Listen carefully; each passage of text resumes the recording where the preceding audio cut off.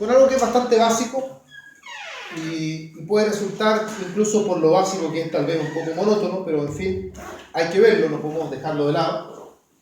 No es el inicio tradicional de procesal, lo que no significa que no vayamos a ver las materias que están tradicionalmente al inicio, como la competencia, la jurisdicción, que las vamos a ver cuando llegue la oportunidad, porque son materias también relevantes, sino que vamos a conversar, o vamos a comenzar, mejor dicho, con un tema puntual que son las resoluciones judiciales, donde vamos a conversar cuál es la función que cumplen, cuáles son las resoluciones judiciales, vamos a dar ejemplos y vamos a referirnos también, porque esta es una materia que la vamos a ver relacionada con otras materias, vamos a ver junto con las resoluciones judiciales cuáles son los recursos que proceden respecto de cada una de ellas. Normalmente la pregunta que se suele hacer sobre el tema cuando se habla en examen de las resoluciones judiciales precisamente es desarrollar este tema vinculado con los recursos. ¿Y qué es lo que vamos a tratar de hacer ahora? No es que vayamos a ver ahora recursos lo vamos a ver más adelante, cuando corresponda. Pero ahora vamos a hacer por lo menos un par de comentarios al respecto. Vamos a entender, en primer lugar, que un juicio, un procedimiento, es básicamente, lo vamos a mirar, esto es una cosa metafórica, se mira como una conversación entre las partes y el tribunal, donde las partes le proponen al tribunal que el tribunal adopte ciertas decisiones y el tribunal verá si las adopta al requerimiento de las partes o no las adopta. Las partes dialogan presentando escritos o haciendo lo que se denominan las presentaciones. Y el tribunal responde a ese diálogo justamente a través de las resoluciones judiciales. Es decir, la resolución judicial, esto no es el concepto que vamos a dar legalmente hablando, es para entenderlo, viene a ser un poco la manera como el tribunal va, no quiero decir opinando, sino que va dando respuesta a las inquietudes y a los requerimientos promovidos por las partes o por el interesado. Esto último lo digo porque el concepto de partes es un concepto inherente a los juicios que son juicios contenciosos, o sea, donde hay contienda entre partes. Pero puede que no haya contienda también, y en ese caso no hablamos de partes, sino que hablamos de el solicitante o la persona que hace la presentación respectiva. El complemento de este tema, de las resoluciones judiciales, que lo veremos en la próxima clase, son las notificaciones, que es precisamente la manera como se le da a conocer a los que intervienen en el juicio de que el tribunal ha dictado una determinada resolución. Pero aclarar de partida que la naturaleza de la resolución no tiene nada que ver con la forma como se notifica. No es que los autos o los decretos o las sentencias interlocutorias o las sentencias definitivas tengan una forma especial de ser notificadas por la naturaleza que tengan. Hay ciertos casos en que un auto, un decreto, cualquiera podría notificarse personalmente, cualquiera podría notificarse por el estado diario, va a depender de otras variables, de otras circunstancias. El traslado, por ejemplo, que es un simple decreto, se notifica usualmente de forma personal, cuando es un juicio civil, por ejemplo, y es la primera resolución que se dicta en el juicio. La sentencia definitiva, en cambio, se puede notificar por cédula, por el estado diario, incluso la de segunda instancia. O sea, no tiene que ver ni con la jerarquía de la resolución, ni tiene que ver tampoco con la naturaleza, tiene que ver con cuestiones puntuales. Pero lo que sí está asociado con el tipo de resolución judicial es el recurso. Y eso es lo que vamos a tratar, o esa es la relación al menos que vamos a tratar de construir ahora. ¿Qué son las resoluciones judiciales? Conceptualmente, ahora ya de forma un tanto más formal.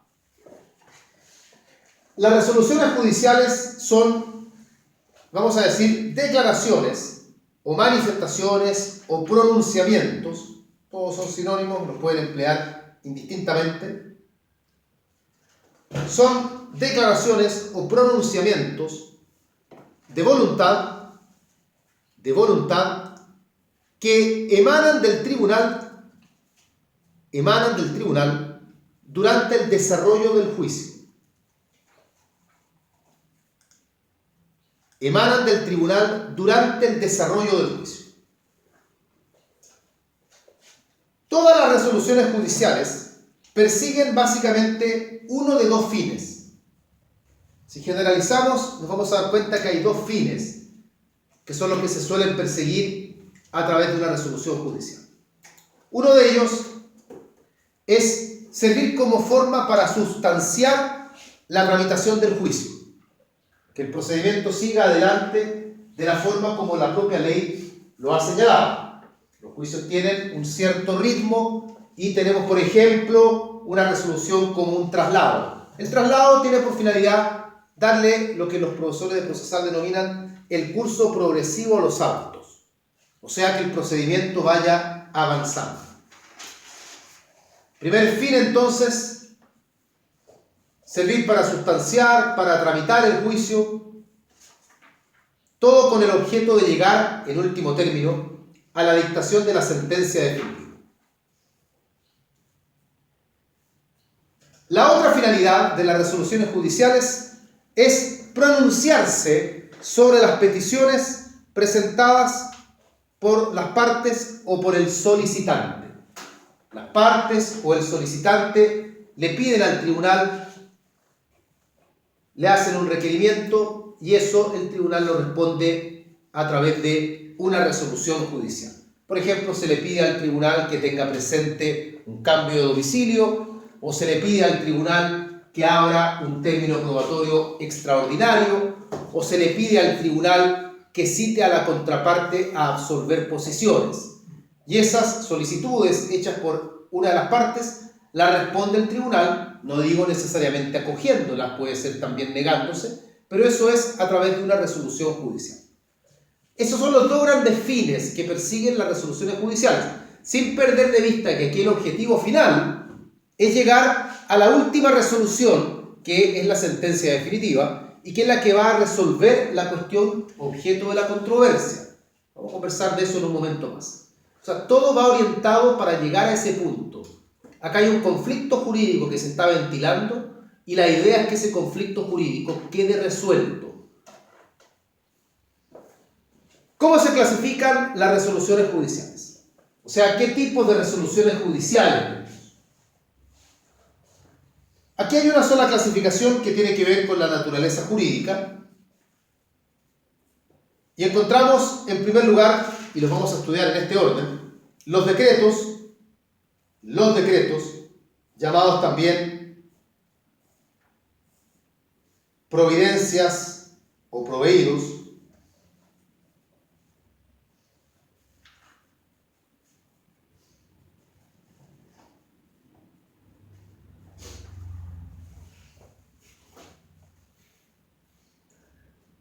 en segundo lugar, los autos,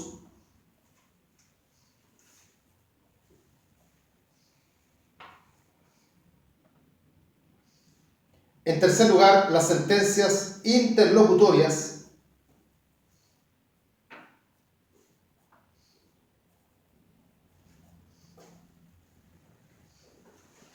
y en cuarto lugar, las sentencias definitivas.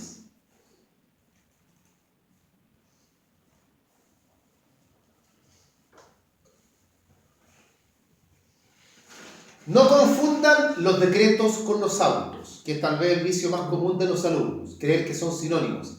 Autos o decretos, dicen. No es así. Entiendo por qué lo dicen, porque hay circunstancias en que efectivamente se ven en conjunto. Por ejemplo, los recursos que proceden son similares entre el auto y el decreto, pero no son exactamente iguales. ¿Qué son los decretos? Partamos por lo más simple, lo más básico, haciendo el alcance que los decretos, llamados también providencias, llamados también proveídos, son las resoluciones más comunes que vamos a encontrar. Son las más frecuentes.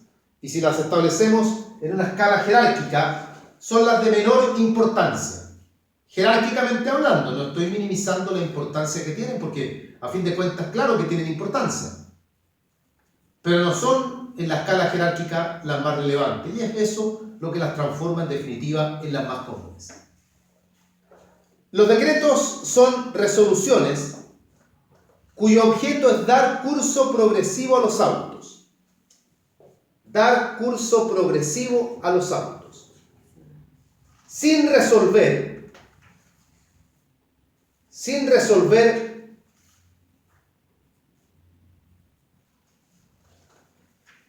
ninguna cuestión debatida entre las partes. Sin resolver ninguna cuestión debatida entre las partes. sin resolver ninguna cuestión debatida entre las partes.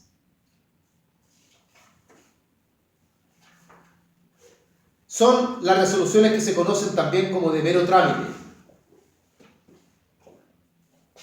Un traslado, por ejemplo. Yo presento la demanda y el tribunal provee traslado. Ese traslado es un decreto. Un téngase presente frente, por ejemplo, a señalar un nuevo domicilio. Ese es un decreto.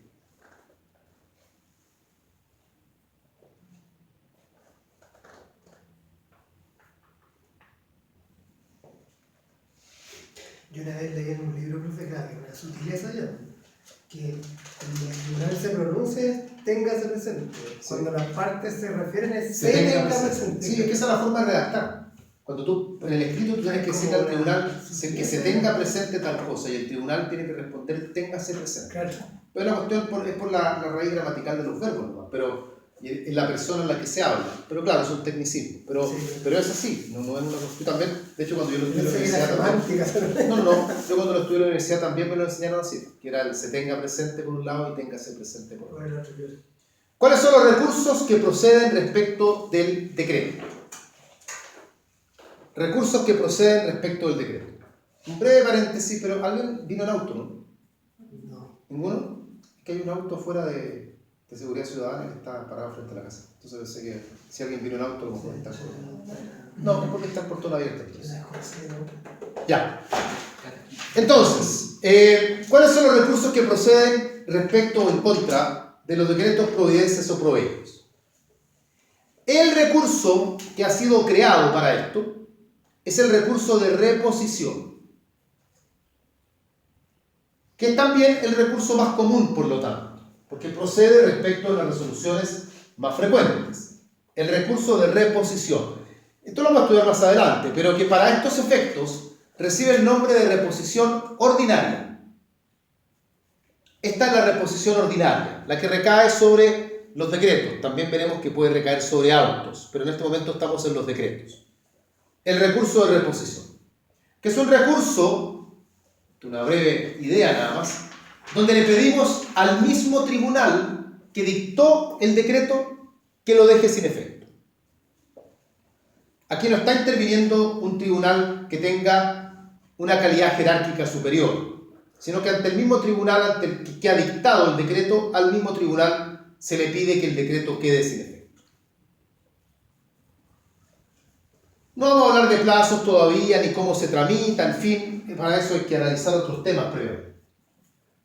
Ahora, el recurso que procede entonces respecto a los decretos es la reposición, pero ¿podría proceder algún otro recurso? ¿Un subsidio de apelación? ¿No? Sí, podría proceder la apelación. Podría proceder la apelación. Tal como indica su compañero, podría proceder la apelación en subsidio. Pero ojo, la apelación procede solamente en ciertos casos. Solo en ciertos casos.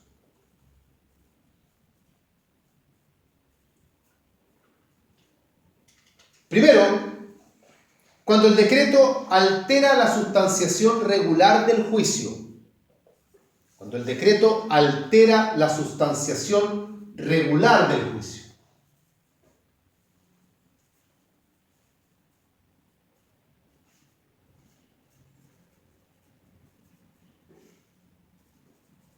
Por ejemplo, frente a la demanda en un juicio ordinario civil, el tribunal provee traslado incidental. Dice traslado a la contraparte por 3 días, en fin, y como si fuese un incidente. Entonces está alterando la sustanciación normal del juicio. Ese no es el traslado que corresponde frente a una demanda en un juicio ordinario. Yo no digo que no pueda haber un incidente en un juicio ordinario, claro que sí, pero está alterando la sustanciación porque en ese momento no es lo que corresponde. No, y se encuadran separados. Y en segundo lugar, el otro caso en el que procedería también la apelación respecto de un decreto, cuando el decreto recae sobre trámites que no están expresamente señalados por el legislador. Recae sobre trámites que no están expresamente señalados por el legislador. O sea, ordena trámites que no corresponden. Yo presento la demanda en un juicio sumario y me proveen traslado. Ese es un trámite que no corresponde en un juicio sumario, porque ¿cuál es la primera resolución que dicta el tribunal en un juicio sumario? Vengan las partes a audiencia de contestación, conciliación y dentro del 5º día hábil, etcétera, etcétera. En el juicio ordinario, la primera resolución que el tribunal dicta es traslado. ¿Y cuál es la primera resolución que el tribunal dicta en un juicio ejecutivo? Despaches. Despache ese mandamiento de ejecución y embargo. Esas son preguntas muy comunes de examen de grado. Que el alumno diga cuál es la primera resolución que dicta el tribunal en cada uno de los 3 grandes juicios civiles, que son el ordinario, el sumario y el ejecutivo. Después vamos a hacer más comparaciones entre uno y otro. Esos son los recursos que proceden respecto de los decretos. Vean cómo respecto de un decreto no cabe ni la casación en la forma ni la casación en el fondo. ¿Ya? En el fondo esos recursos son recursos que se dan ya respecto de las sentencias que le ponen término al juicio, pero no acá respecto de estas resoluciones, que son resoluciones de mucha menor entidad, como son en este caso los decretos. ¿Podría, profesor, pensando en vuelta, caer una rectificación o enmienda? Sí, eso lo voy a dejar para el final. Yeah. Todas las resoluciones judiciales, todas, sea cual sea, son también susceptibles del recurso conocido como AIRE, que es el recurso de aclaración, interpretación, rectificación y enmienda. Lo que pasa es que ese recurso hoy por hoy no es considerado recurso, porque no hay un agravio, porque uno de los elementos básicos del recurso es que la resolución debe causar un agravio. Y ahí, cuando uno intenta el recurso de aclaración, interpretación, rectificación y enmienda, simplemente lo que está ocurriendo es que en la resolución, que puede ser cualquiera, el tribunal ha incurrido en un error de cálculo o en un error de sintaxis, o ha transcrito mal una norma, o citó un artículo pero copió otro, o comenzó en el primer párrafo hablando en plural y después siguió hablando en singular, o parte hablando en masculino y sigue en femenino. O sea, es una cuestión más bien estética, pero que no altera el fondo de la resolución, no cambia la decisión del tribunal, solamente cambia la forma como está redactada. Y eso lo vamos a conversar, porque ese recurso incluso ni siquiera se estudia en los recursos. Se estudia, y lo vamos a ver yo creo que en la segunda o tercera clase ya, se estudia cuando uno analiza los efectos de las resoluciones judiciales, particularmente el deshacimiento del tribunal, donde uno ve cómo hay casos en que aun cuando un tribunal ya haya dictado la resolución, puede todavía el tribunal volver a enmendarla. Y un ejemplo es el recurso de aclaración, rectificación y enmienda. Lo vamos a conversar en su momento. Pero no se le considera hoy día recurso según las teorías modernas. Es lo mismo que pasa con el recurso, entre comillas, de amparo o el recurso de protección, que tampoco las teorías modernas lo consideran recurso, porque no recaen sobre resoluciones judiciales, necesariamente. Yo no tengo que estar en juicio para intentar un recurso de protección.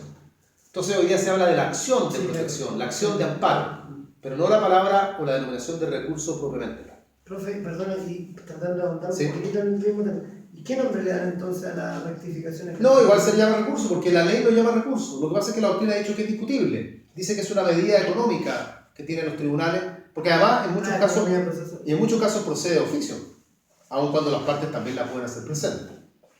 Ya que estamos en el tema, el recurso AIRE puede ser declarado de oficio por el tribunal o también lo pueden intentar las partes. ¿Cuáles son los plazos?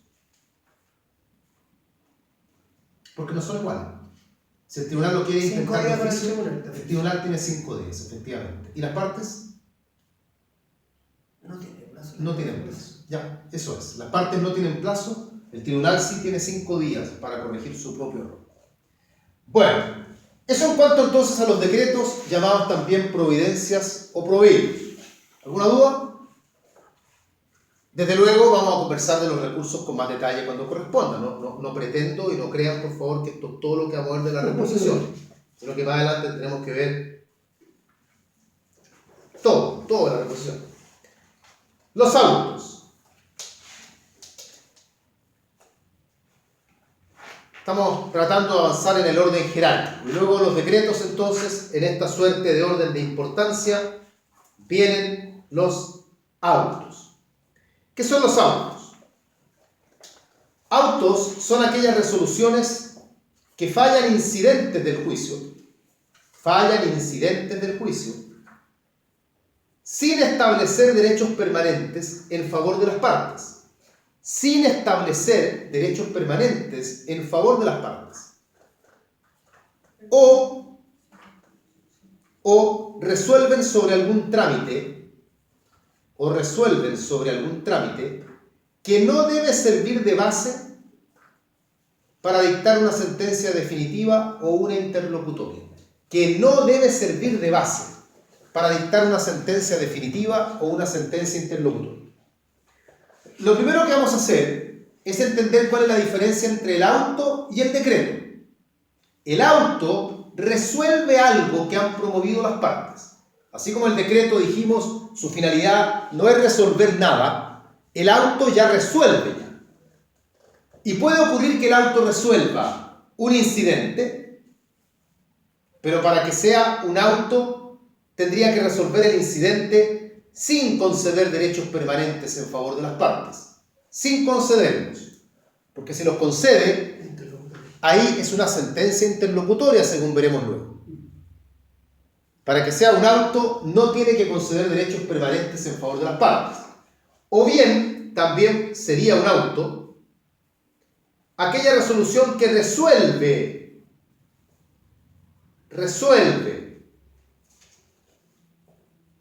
algún trámite, pero sin que éste sirva de base para dictar una sentencia definitiva o una sentencia interlocutoria. Sin que sirva de base para dictar una sentencia definitiva o una sentencia interlocutoria. Profe, ¿cuál era la palabra? ¿Resuelve un trámite? Trámite.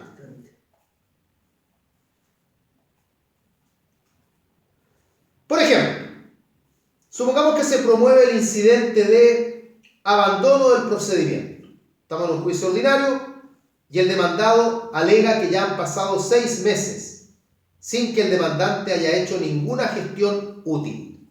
Y pide entonces, promueve ante el tribunal, el demandado promueve abandono del procedimiento. La otra parte, el demandante alega que no es así, que el procedimiento no tiene por qué declararse abandonado, que él hizo una gestión útil hace un par de meses. Según el demandante, esa gestión útil fue cambiar al abogado patrocinante. Se genera un incidente.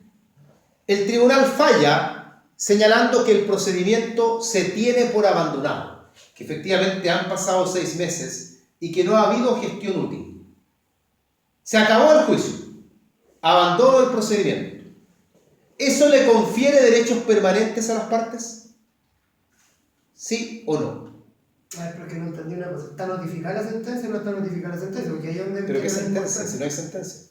Ya, pero no, me refiero a la resolución que declaró el abandono. No, pero se están complicando en demasía. Yo simplemente digo, el tribunal decretó que el procedimiento se tiene por abandonado. Asumamos que está notificado. ¿Para qué se complican? ¿Ya? Es como que empecemos a cuestionar si se notificó legalmente y si la parte tenía capacidad para comparecer en juicio y si el juez no estaba recusado. O sea, ¿para qué vamos a empezar a ir al filo? Si la pregunta es muy simple. El tribunal acogió el abandono del procedimiento y resuelve el incidente diciendo que ha lugar al abandono del procedimiento. ¿Eso le confiere derechos permanentes en favor de las partes? Sí. Sí. Por lo tanto, esa es una sentencia interlocutoria. Porque ahí no hay nada que hacer ya. El juicio quedó abandonado. Se acabó el juicio. Supongamos, sin embargo, ahora que el tribunal resuelve diciendo no ha lugar. El tribunal acoge efectivamente la pretensión del demandante en el sentido de que han habido gestiones útiles en los últimos 6 meses y dice no ha lugar al abandono del procedimiento. ¿Confiere derechos permanentes en favor de las partes? No, no los confiere. ¿En qué nos damos cuenta que no los confiere? En que el demandado podría volverlo a pedir más adelante si vuelven a transcurrir 6 meses sin que el demandante haga nada. O sea, no ha perdido la posibilidad de pedir abandono del procedimiento. Perdió ese incidente, pero ese mismo incidente lo puede volver a promover más adelante si se dan efectivamente las circunstancias para que lo haga. Ese es un auto, porque resolvió el incidente, pero sin conferir derechos permanentes en favor de las partes. Entonces hay que ir caso por caso analizando cuándo estamos frente a un auto para diferenciarlo de un decreto o para diferenciarlo de una sentencia interlocutoria. Pero cuidado, porque no todo lo que uno denomina en jerga vulgar auto es un auto. ¿Ya? Y lo digo particularmente porque acá hay un ejemplo que es el ejemplo más paradigmático en esta materia y que es lo que los abogados llamamos en jerga vulgar el auto de prueba, queriendo referirnos con ello a la resolución que recibe la causa a prueba. Se dictó el auto de prueba. Ese, entre comillas, auto de prueba no es un auto, sino que es una sentencia interlocutoria. Específicamente, Macarena dice de primer grado, no, es de segundo grado, porque lo veremos luego. Las sentencias interlocutorias de primer grado son las que resuelven incidentes. Las de segundo grado son las que no resuelven incidentes, pero decretan trámites que luego son fundamentales para dictar o bien otra sentencia interlocutoria o la sentencia definitiva. Y la resolución que recibe la causa de prueba es un trámite esencial, que tiene que anteceder a el próximo trámite esencial, que si seguimos el orden normal del juicio ordinario, sería la citación para oír sentencia, que también es una sentencia interlocutoria. Profe, lo que pasa es que uno en doctrina, claro, entiende mucho los decretos, las resoluciones, incluso puede diferenciarlo, pero en la práctica pasa lo que usted dice, que confunden las resoluciones, los decretos con los autos, etc. Ya, que se confunde. ¿Qué otro ejemplo podría darme? Es que habría que ir al caso por caso. Las resoluciones, por ejemplo, que resuelven gestiones voluntarias, suelen ser autos. Ahí uno habla, por ejemplo, del auto de posesión efectiva. Ese es un auto. Ese está bien dado. Porque lo resuelve con tienda entre partes, porque es una gestión voluntaria. No es un decreto, porque su finalidad no es servir a la sustanciación del juicio. Y no la podemos calificar como sentencia ni siquiera interlocutoria, porque por definición una sentencia es algo que resuelve un asunto controvertido, ¿ya? O que por lo menos ordena un trámite que sirve luego para dictar otra sentencia interlocutoria o una sentencia definitiva. En cambio, la que acoge la posesión efectiva no tiene un después, no hay nada después. O la que acoge un cambio de nombre también, es lo mismo. El antiguo autoprocesamiento. Ese era un auto. Era un auto. Ahora, desde un punto de vista práctico, no tiene mucho sentido hacer la distinción. ¿Por qué? Porque la gran importancia de la naturaleza de las resoluciones son los recursos. Sí, y respecto a los autos, y pasemos a ese tema entonces, respecto a los autos, ¿qué recurso procede? Y esto es copiar y pegar lo del decreto. ¿Ya? Es exactamente igual. O sea, para los autos procede la reposición, que también para estos efectos es llamada reposición ordinaria. Son los mismos plazos, la misma tramitación, exactamente igual. Y también, excepcionalmente, podría caber el recurso de apelación, también de manera subsidiaria,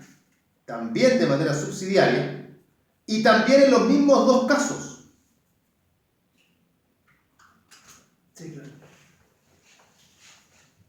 En los mismos dos casos. O sea, no tiene mucha diferencia, por eso que desde un punto de vista eminentemente práctico, no hay realmente mucha diferencia. Claro, por ende que uno tienda a confundirse, insisto, en la práctica.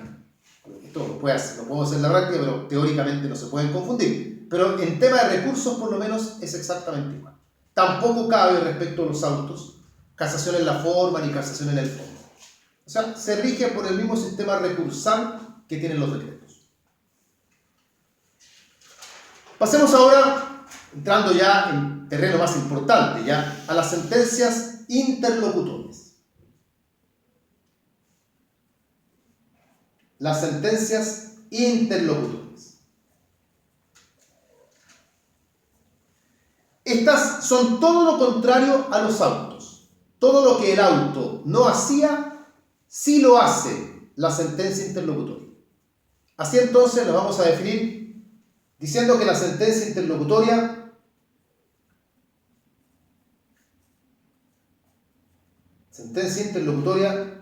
es la que falla incidentes del juicio,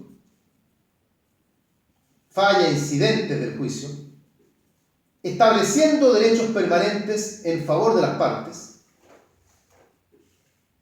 fallan incidentes en el juicio, estableciendo derechos permanentes en favor de las partes, o bien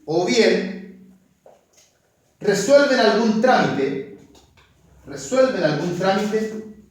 que va a servir de base para dictar otra sentencia interlocutoria o una sentencia definitiva, que va a servir de base para dictar otra sentencia interlocutoria o una sentencia definitiva. Aquí tenemos, por ejemplo, la que acoge el abandono del procedimiento, que le habíamos dado como ejemplo hace un momento atrás, porque esa está resolviendo un incidente, confiriendo derechos permanentes en favor de las partes.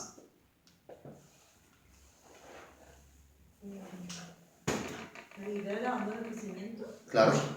La resolución que recibe la causa prueba, que también estaba dada como ejemplo hace un momento atrás, también es una sentencia interlocutoria, porque sirve de base para dictar luego otra sentencia interlocutoria. También es sentencia interlocutoria la citación para oír sentencia. La citación para oír sentencia también es una sentencia interlocutoria.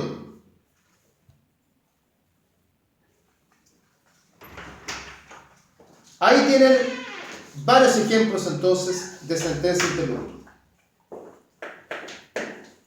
¿Por qué la citación a oír sentencia? ¿Perdón? ¿Por qué la citación a oír sentencia? No le entiendo lo que es. ¿Por qué la citación a oír sentencia? Porque sirve de base para dictar luego la sentencia definitiva. Definitiva, claro. La citación para oír sentencia hay que estudiarla, la vamos a estudiar con calma. Es una resolución tremendamente importante. Uno tiende a creer que una cuestión de un mero trámite no sirve para nada. Tiene una importancia pero cardinal en el juicio. Primero, comprendamos que la citación para oír sentencia no es una citación propiamente tal, no es que vengan a oír la sentencia. Se llama así, pero no estamos llamando a las partes a que vengan. Se llama citación. Y marca el fin de la actividad de las partes. Cuando el tribunal dicta la citación para oír sentencia, las partes tienen que sentarse a esperar. Ya el impulso procesal no lo siguen dando las partes ya no le piden nada al tribunal, salvo cuestiones menores, pueden decretar o designar un nuevo abogado, por ejemplo, ese tipo de cosas así. Pero ahora la causa queda, como se dice en jerga jurídica, queda en estado de fallo. Y al quedar en estado de fallo, es ahora el tribunal el que toma las decisiones. Yo, tribunal, ahora decreto si quiero, por ejemplo, oír a un testigo, y entonces decreto una medida para mejor resolver. Pero las partes ya no pueden hacer nada, salvo 2 o 3 cositas. Por eso es muy frecuente, y ustedes lo van a encontrar a lo largo del estudio, que hay muchas actuaciones que las partes pueden tener y que uno siempre dice, ¿hasta qué momento se puede hacer esto? Generalmente uno dice, en primera instancia, hasta la citación para oír sentencia. Sí. Y choca ahí con eso, porque hasta ahí llega la actividad de las partes. Hasta la citación para oír sentencia, porque ahí la actividad de las partes se acaba. Quedan todavía algunas cosas que las partes pueden hacer y las vamos a ver. Ya. ¿Cómo se clasifican las sentencias interlocutorias? ¿Cómo se clasifican las sentencias interlocutorias? De acuerdo a su contenido,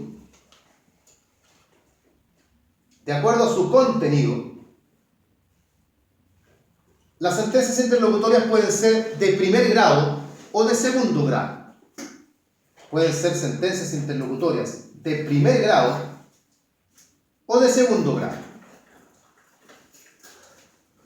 Primer grado o segundo grado. Las de primer grado son las que resuelven incidentes. Sabiendo que para que sea sentencia interlocutoria, tiene que resolver el incidente concediendo derechos permanentes en favor de las partes, porque si no sería un auto. Pero si es sentencia interlocutoria la que resuelve el incidente, a esa sentencia interlocutoria se le llama sentencia interlocutoria de primer grado. Por otro lado, están las sentencias interlocutorias de segundo grado. De segundo grado.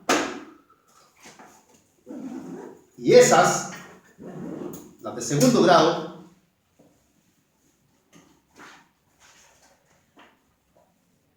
son las demás. O sea, las que no tienen que ver con incidentes, sino que las que resuelven un trámite que va a servir de base para dictar otra sentencia interlocutoria o la sentencia definitiva, pero no tienen que ver con ser la respuesta a un incidente que hayan promovido las partes.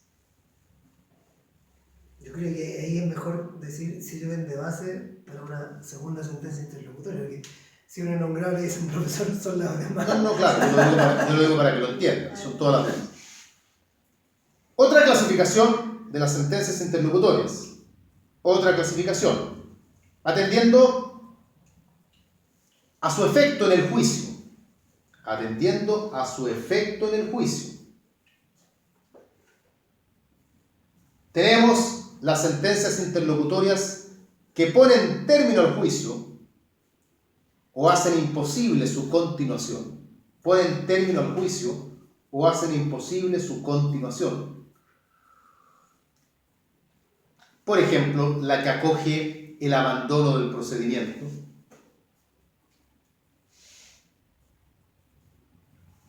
O la que acoge la incompetencia del tribunal, por ejemplo. Le ponen término al juicio o bien hacen imposible que el juicio continúe. Y por otro lado, las que no le ponen término al juicio ni hacen imposible su continuación.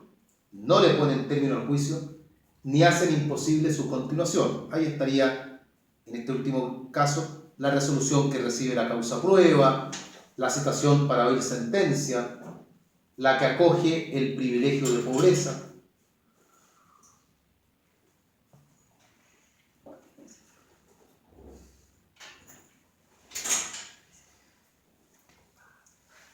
Bien, ¿qué recursos proceden respecto a las sentencias interlocutorias?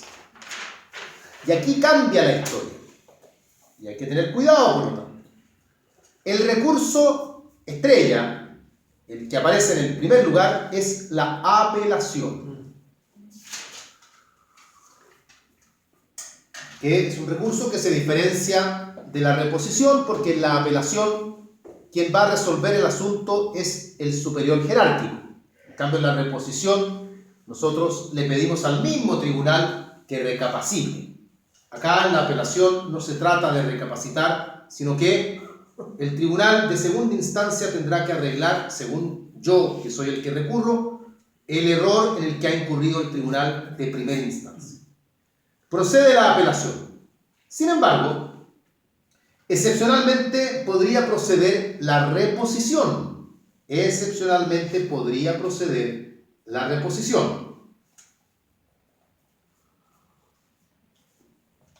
¿Cuándo procede la reposición? Solamente en aquellos casos en que la ley expresamente lo señala. Aquí tiene que haber texto expreso de ley que permita intentar reposición sobre una sentencia interlocutoria. Porque la reposición no es el recurso para las sentencias interlocutorias. Claro, como ya lo dijimos, la reposición es para los autos y los decretos. Acá el recurso es la apelación. Cuando la reposición procede, se le llama reposición especial. No la llamen extraordinaria, especial.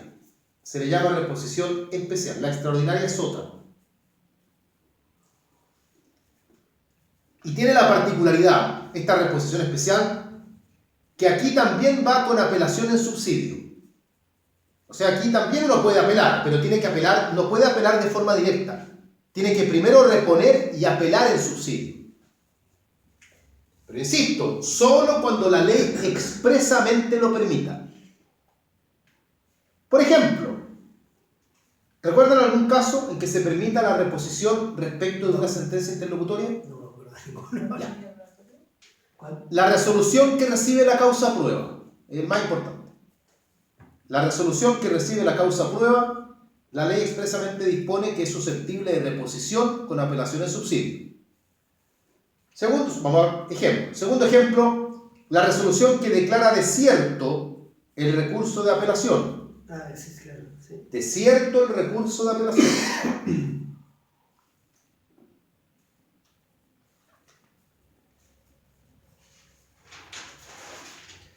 La resolución que declara inadmisible la apelación. Inadmisible la apelación, pero en segunda instancia. ¿Qué significa esto? Tribunal de alzada, ¿no recuerdo? Claro, pero ¿por qué? ¿Por qué decimos en segunda instancia? No, la apelación No, porque subió al tribunal de alzada para que hiciera la admisibilidad del recurso, si procede o no procede. Entonces, como está conociendo el tribunal de alzada, él es el que tiene que declarar. La apelación, que la vamos a ver también en detalle cuando corresponda, la apelación tiene dos exámenes de admisibilidad. Un examen de admisibilidad se practica en primera instancia. O sea, la practica el tribunal ante el cual presentamos el recurso. Si ese examen de admisibilidad no lo pasa, o sea, a mí el tribunal de primera instancia me dice que el recurso es inadmisible, ¿qué hago? ¿Pero qué recurso intento? Cuando el tribunal de primera instancia me dice no te declaramos admisible tu apelación. Por ejemplo, estimamos que no hiciste peticiones concretas, así que inadmisible. Pero yo digo, no, porque si las hice, es admisible. ¿Qué recurso es el que cabe? ¿Petición del subsidio de apelación? No. ¿Recurso casación? Apelación. No disparen recursos. Prefiero que se queden callados. Pero es que me cansaba la reposición, compa. Ahí está el recurso de hecho. Ese es el recurso de hecho. Pero el recurso de hecho se intenta cuando la admisibilidad no pasa en primera instancia. Pero supongamos que me lo declaran admisible en primera instancia. Bueno, luego tiene que ir al examen de admisibilidad de segunda instancia. Y si ahí, cuando está entrando a la corte, cuando está recibiéndose en secretaría, hay que volver a analizar si es admisible, ahora lo hace la Corte de Apelaciones. Si la Corte de Apelaciones me dice, esto es inadmisible, ahora ahí el recurso ya no es el de hecho. Ahí es la reposición con apelaciones subsidio. Ese recurso de hecho que hemos mencionado, donde me están diciendo que no a un recurso que yo pienso que sí, ese es el verdadero recurso de hecho, no es el falso. El falso es al revés. El falso es cuando me dicen que sí Y era no. y la parte contraria sostiene, debieron decir que no. Ese es el falso recurso de hecho que lo vamos a estudiar. La verdad es que hay un verdadero recurso de hecho y hay 3 falsos recursos de hecho. Así que eso lo vamos a conversar en su momento. El verdadero y el falso recurso de hecho, pero más adelante. Entonces, recapitulando. Tenemos que, respecto a las sentencias interlocutorias, el recurso que procede es el recurso de apelación. Pero podría caber el recurso de reposición en casos especiales cuando la ley expresamente lo señala. Dimos un ejemplo, la resolución que recibe la causa prueba. Dimos otro ejemplo, la que declara desierto el recurso de apelación. Por ejemplo, la que declara inadmisible la apelación en segunda instancia. Otro ejemplo, la resolución que declara inadmisible la casación en la forma. Ahí no se metan con el tema de la instancia, porque aquí no hay recurso de hecho, porque el recurso de hecho está asociado solo con la apelación, no con las casaciones. Ahí tienen varios ejemplos, en su momento vamos a ver más, porque en realidad no quiero atormentarlos ni hacerlos sentir mal, pero estos hay que sabérselos todos. No son tantos más tampoco, pero de momento son ejemplos. Cuando veamos la reposición, con calma, ahí haremos un desglose de todos los casos y se los tienen que aprender todos. Procesal prima mucho más la memoria que la comprensión. Esto no es una crítica, sino que aquí hay que sentarse y meterse en la cabeza casos, plazos, requisitos, escenarios, mucho más que en civil. Así que aquí la forma de estudiar tiende a cambiar. Podría proceder, todavía estamos en las sentencias interlocutorias, podría proceder respecto a una sentencia interlocutoria la casación en la forma. No. Excepcionalmente sí. Puede proceder la casación en la forma respecto a una sentencia interlocutoria. ¿Cuándo? Cuando se trate de aquellas sentencias interlocutorias que le han puesto término al juicio o que hacen imposible su continuación. Cuando se trata de aquellas sentencias interlocutorias que le han puesto término al juicio o que han hecho imposible su continuación.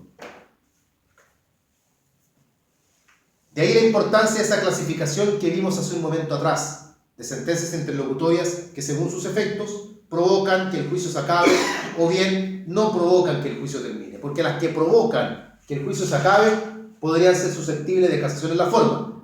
Habría que buscar una causal, sí, y habría que preparar el recurso, porque el recurso de casación en la forma hay que prepararlo, y hay que buscar algunas de las causales que taxativamente señala la ley. No por el solo hecho de que le ponga término al juicio, yo voy a tirar la casación en la forma encima de la mesa. Tiene que darse algunos de los escenarios propios de la casación en la forma. Y por último, respecto a la sentencia interlocutoria, ¿podría caber la casación en el fondo? También. También podría ocurrir que respecto a la sentencia interlocutoria quepa la casación en el fondo. ¿Cuándo? También cuando se trata de aquellas sentencias interlocutorias que le ponen término al juicio, o que hagan imposible su continuación, pero aquí hay que agregar algo más. Que sean inapelables. Porque uno tiene que intentar la casación en el fondo, cuando ya no hay apelación posible. Claro. Porque en el fondo... de hecho, tiene que ir ante la apelación. Claro, de hecho, esto en jerga vulgar también, esto no hay que decirlo así porque es un error, pero en jerga vulgar la casación en el fondo nos abre una, entre comillas, tercera instancia. No es instancia, ¿ya? ¿Por qué no es instancia? Esta pregunta es de procesal 1, pero ¿por qué no es instancia la casación en el fondo?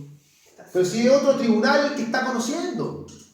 Yo podría decir, no veo mucha diferencia, total. Yo promoví un asunto ante un juez de letra, me fue mal. Me voy a segunda instancia, Corte de Apelaciones, me fue mal. ¿Por qué no puedo decir que me estoy yendo a una tercera instancia si me voy a la Corte Suprema? No porque la Corte Suprema no pueda hacer instancia, porque sí podría hacerlo. Hay causas que tienen en primera instancia a la Corte de Apelaciones y la Suprema es la segunda instancia. Así que no se trata de que la Suprema no pueda hacer instancia. Pero ¿por qué no lo es en virtud de la casación en el fondo? Porque con la casación en el fondo, bien, Francisco ahí lo está contestando bien. Francisco dice, leo la respuesta a él, porque conoce solo del derecho y no de los hechos. Efectivamente, en la casación en el fondo, lo único que se analiza es el mérito jurídico de la causal que se invoca. Nada más. No se analizan hechos. Es por eso que no se le califica de instancia. Es una discusión en un 100% jurídica. Por eso desde ahí surge la jurisprudencia. No digo que los hechos sean absolutamente irrelevantes, porque los hechos son los que provocan la necesidad de aplicar el derecho. Pero la discusión no es ya sobre si los hechos aquí o los hechos allá. Ahora es, por eso es que aquí aparecen los informes en derecho y todo lo demás, cuando estamos ante la Corte Suprema. Es más, uno podría ponerse hasta pretencioso, y lo vamos a ver también, y pedirle al tribunal, a la Corte Suprema, que uno quiere que la causa la conozca el Pleno. No, yo no quiero que se vea en sala, yo quiero que se vea ante el Pleno, quiero a toda la Corte Suprema escuchando mi hablar. Uno puede pedir eso. ¿Cuándo se pide eso? Tienen que pedirlo ambas partes. ¿Por qué las partes querrían que el Pleno de la Corte conozca lo que? Porque se quieren lucir, tienen problemas de ego. No me acuerdo bien, pero Raro, ¿sí? cuando hay recusaciones implicadas, ¿no? cuando se puede ver que existan recusaciones e implicancias. No, es cuando las partes se hacen presentes ante la Corte que las salas han tenido decisiones adversas sobre un mismo asunto. La uniformidad. Claro, entonces con el fin de unificar jurisprudencia, Sí. se pide que el asunto sea conocido por el Pleno de la Corte. Ahora, la Corte tiene que quererse, pero las partes tienen que pedirlo como una Corte. Justamente el concepto, como lo dice Francisco, es para unificar jurisprudencia. Sí, claro. Se ve poco, sí, eso. Se ve poco, claro, se ve poco. Sentencias interlocutorias, entonces, ahí están analizadas y están analizadas también con los distintos recursos que proceden en cada caso. Dejemos de lado las sentencias interlocutorias